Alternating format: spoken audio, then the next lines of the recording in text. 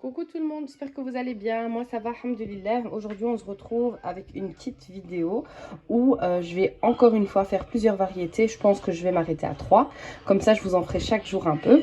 Donc hier je vous ai mis une vidéo où j'ai réalisé 2 ghoriba, une au citron et une aux noix, donc des craquelés. Et qu'est-ce que j'ai fait? Ah oui, et les petites boules de noix de coco. Donc vous avez kiffé. Vous avez vraiment kiffé et c'est des recettes hyper faciles. Et alors là, premièrement, je vais réaliser une recette.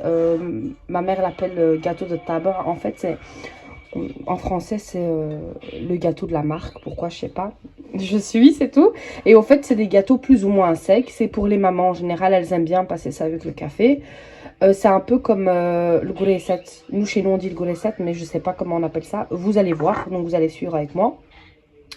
J'aurai besoin de 2 œufs, un sachet de sucre vanillé, un sachet de levure chimique, un verre de sucre. Donc ça, c'est les verres. Donc je disais, la contenance ici, c'est les verres de thé. En général, on en a tous chez nous.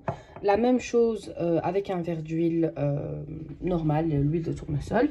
Une petite pincée de sel et un zeste de citron. Et alors la farine, vous la mettez dans un contenant comme ça. Et ce qu'il y a, c'est qu'il n'y a pas de mesure pour la farine. Tout sera en fonction de votre pâte. Il va falloir obtenir la pâte que je vais vous montrer. Donc c'est une pâte plus ou moins sablée. Et alors ça va venir se rajouter petit à petit. Je pose mon téléphone et on suit ça ensemble. Première étape, vous venez bien laver vos mains. Et parce que ça se travaille avec la main. C'est pour ça que je dis ça. Vous allez mettre vos 2 œufs. Votre sucre. Votre pincée de sel. Le sachet de sucre vanillé.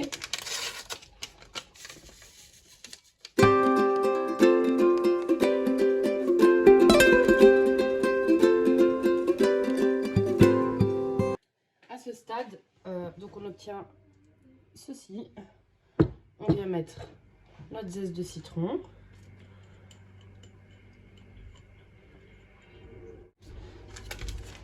Et notre levure chimique.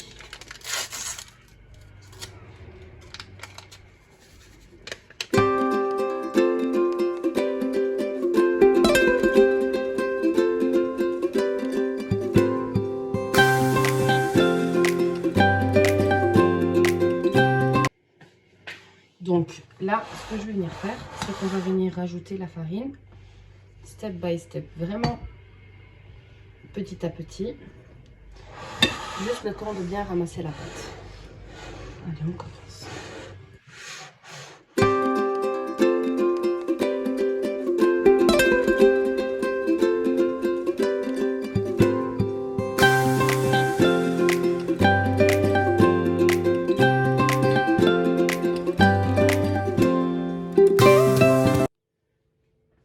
Voilà, donc une fois que j'ai, pour le coup, j'ai dû ajouter toute ma farine. Par contre, faites très attention. Il ne faut pas que cette pâte soit dure. Donc, il faut qu'elle soit vraiment molle. Que limite, elle s'effrite encore. Donc là, je l'ai mis sur mon plan de travail. Et je vais venir la ramasser.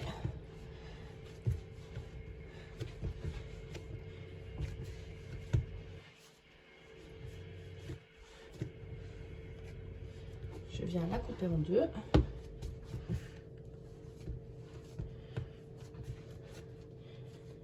Et si vous voyez qu'elle se casse, c'est tout à fait normal parce que c'est une pâte sablée.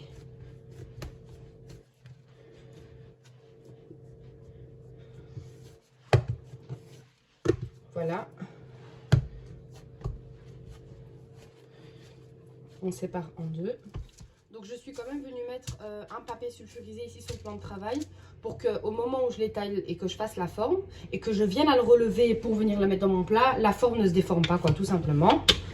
Là, on vient étaler. On voit bien les zestes de citron.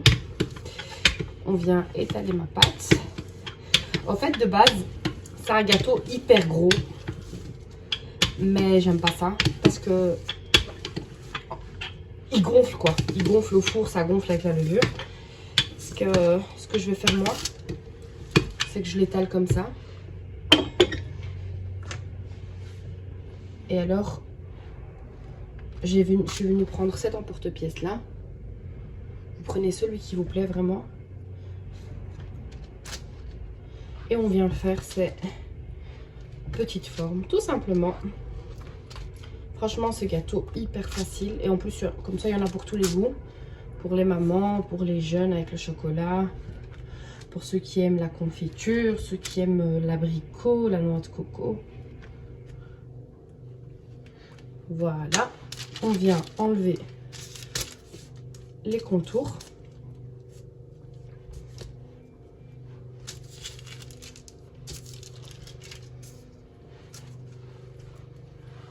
On met ça sur le côté.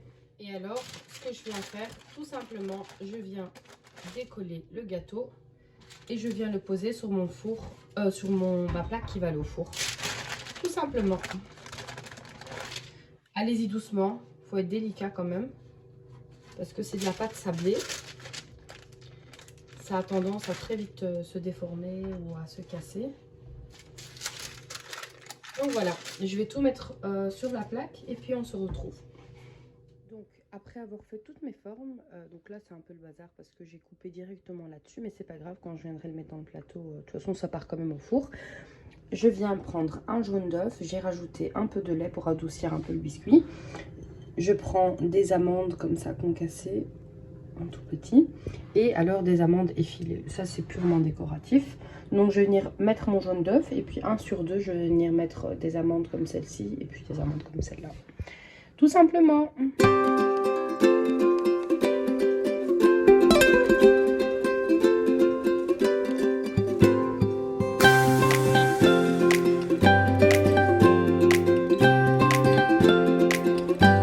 Je vous reprends avec la deuxième recette. Ça, par contre, ça va être sûr, vous allez adorer. Vos enfants vont adorer. C'est trop bon, c'est hyper gourmand par contre. Donc, j'ai mixé du spéculoos et j'ai mixé des Oreos. Donc, pas la crème, juste le biscuit. De la pâte à tartiner au spéculoos, de la mascarpone, du chocolat blanc avec un petit filet d'huile blanche pour faire fondre, du chocolat au lait avec un petit filet pour faire fondre. Je vous ai préparé les paquets pour vous montrer c'est lesquels. Donc c'est les chocolats de chez Lidl, ils sont géniaux. Pour faire fondre, ils sont magnifiques. En fait, il ne faut pas vite commencer à faire vos boules et tremper dans le chocolat. Parce que du coup, c'est un chocolat qui reste liquide après avoir fait fondre. Même 1 heure après, il est encore liquide. Ce chocolat-là, il est incroyable. Donc je vais venir faire fondre ça au micro-ondes. Donc une fois que votre chocolat, vous l'avez fait fondre et que votre pâte, vous lui avez mis la pâte à spéculoos dedans, vous obtenez ce genre de pâte, cette texture. Vous venez prendre votre moule. Si vous n'avez pas de moule, vous pouvez très bien faire la même chose sans moule. Donc il vous suffira de faire des petites boules. Terminer toutes vos petites boules. Venir les faire tremper dans le chocolat avec une fourchette. Attention, c'est très important. Avec une fourchette. Pour que le surplus de chocolat coule et vous venez la déposer sur votre papier sulfurisé et ensuite vous venez juste mettre un peu de comment on appelle ça, de biscuit spéculoos au dessus en guise de décoration. Là ce que je vais venir, donc je prends mon moule que vous trouvez en ce moment un peu partout pour les gens de Bruxelles. Je sais qu'il y en a à la Chaussette Gand, à la rue de Brabant, chez Sofabel. Pour les gens de France, il y en a chez H-Market. Et puis les petits magasins qui se trouvent dans les quartiers où vous pouvez trouver ceci. Vous venez prendre votre chocolat. Vous en mettez. Ça va être un peu pas très propre. Parce qu'on va devoir travailler le chocolat et c'est très compliqué à le travailler. Donc vous mettez 3 cuillères plus ou moins. Et vous venez tourner pour que le chocolat aille vraiment partout. Vous venez faire des mouvements circulaires. D'accord? Comme ça. Et vous en rajoutez une dernière couche.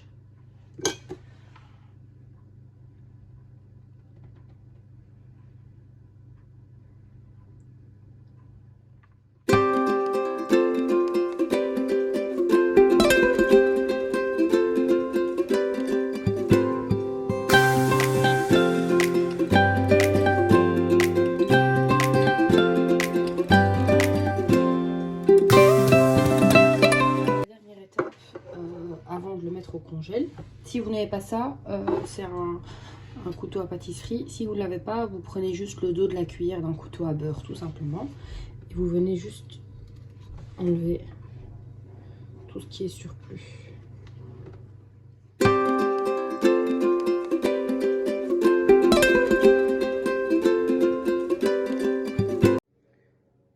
Voilà, dernière étape, le congélateur pendant plus ou moins 15 minutes.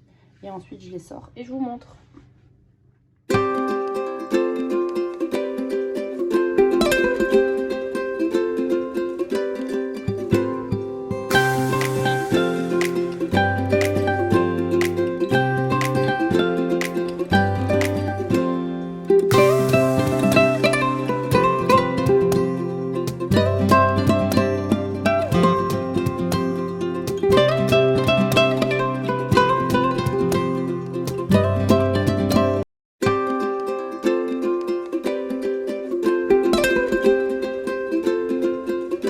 Donc pendant que j'ai fait refroidir mes petites bouchées au spéculoos, je vais venir préparer ma farce de Oreo. Donc je vais venir mettre 2 cuillères de mascarpone dans mon Oreo et je vais utiliser pour le coup ce moule là. Donc je vais venir faire, enfin le même concept, je vais venir mettre le chocolat, le mettre au congèle, le sortir, remettre ma farce et recouvrir. Et de toute façon vous suivez avec moi.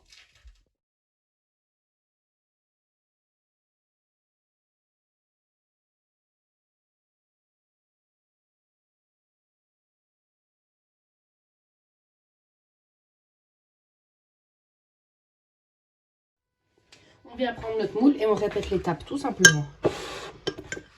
Rien de compliqué. C'est du chocolat au lait hein, pour info.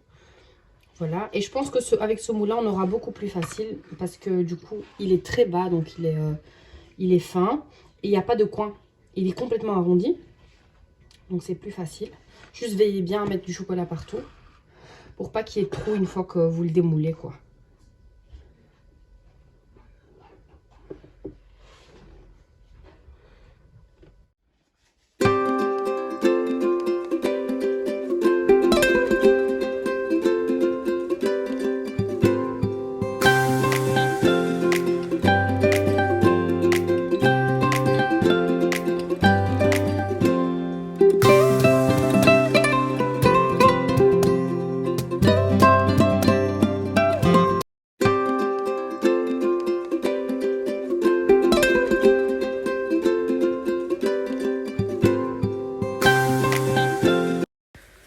On passe au dernier petit biscuit. Pour cela, j'aurai besoin de sucre glace, de beurre mou, de sucre vanillé, la levure chimique, 2 œufs, de la maïzena, 400 g de farine. Et pour ma part, ça sera de la confiture de fraises. Première étape, on vient mettre nos 250 g de beurre. Si vous avez un robot, vous pouvez le faire au robot. Moi, je le fais à la main. La deuxième étape, on vient mettre notre sucre glace. Voilà, donc il y a 150 g. Ensuite, nos 2 sachets de sucre vanillé.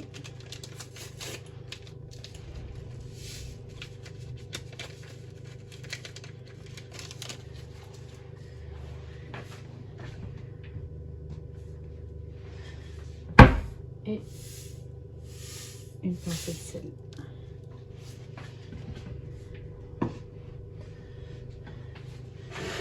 On va venir mélanger.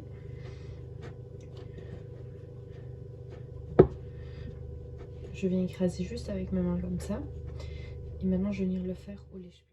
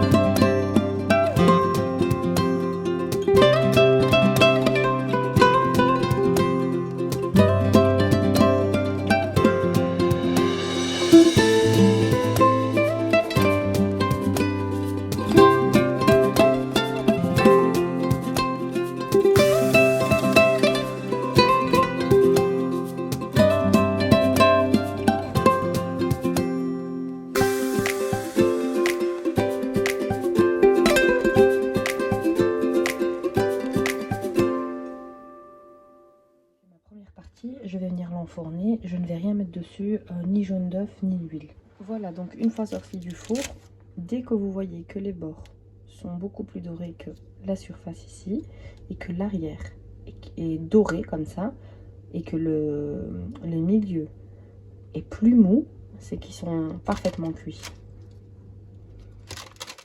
Donc ma première partie, elle est là. Ce que je vais venir faire, c'est que vous séparez le dos de la face. Et alors, vous venez, vous venez saupoudrer de sucre glace cela. Ensuite, je vous montre les étapes. Mais premièrement, saupoudrer de sucre glace cela.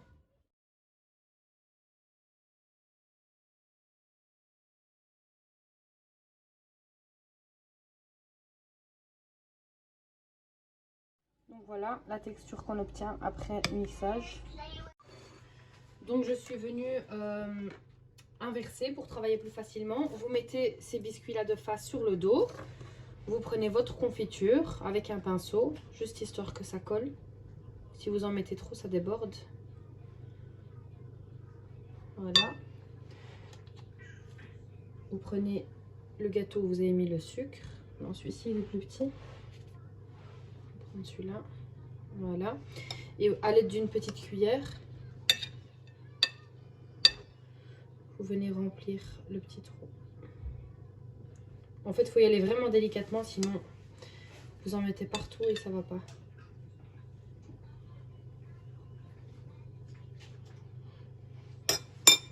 Et voilà. Voilà les filles, le résultat. En tout cas, j'espère que ça vous plaira. Si vous les reproduisez, n'hésitez pas à me le dire. Et sachez que c'est toujours un plaisir de partager. Ce n'est que le début. Encore une fois, je reviens cette fois et pour de bon.